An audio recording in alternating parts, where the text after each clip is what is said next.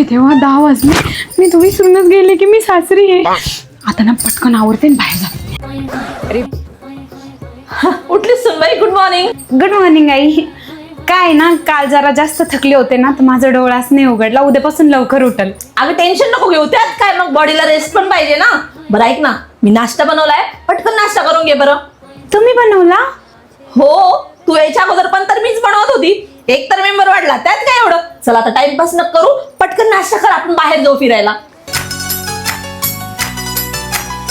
चल बाई.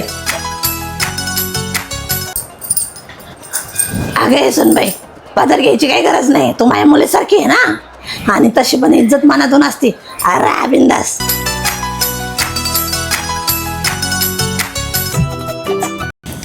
अगं सुनबाई, अगं प्रियाचा फोन येतोय, किती वेळचा, उचलत का नाही तू? अहो आई, ती माझी मैत्रीण आहे आणि ती ना मला आता भेटायला बोलवतीये. मग जायचं ना भेटायला. आई, आता माझं लग्न झालंय, मी कसं जाऊ शकते भेटायला? मी बोलून घेईन नंतर. अगं लग्न झालं तर मग का मित्रमैत्रिणी सोडायच्या का? अगं भेटून ये, जा त्यांच्यामध्ये मिक्स होत जा, असं नको करू.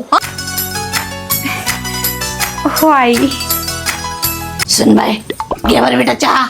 म्हणजे तुम्हाला चहा प्यायची होती तर मला सांगायचं, मी बनवलं असतं. अगं त्यात काय, चहा मला प्यायची होती, तुला कशाला त्रास देऊ मी? आणि चहा लागतच काय, थोडी साखर, थोडी पत्ती आणि 2 मिनिटं उकळायला.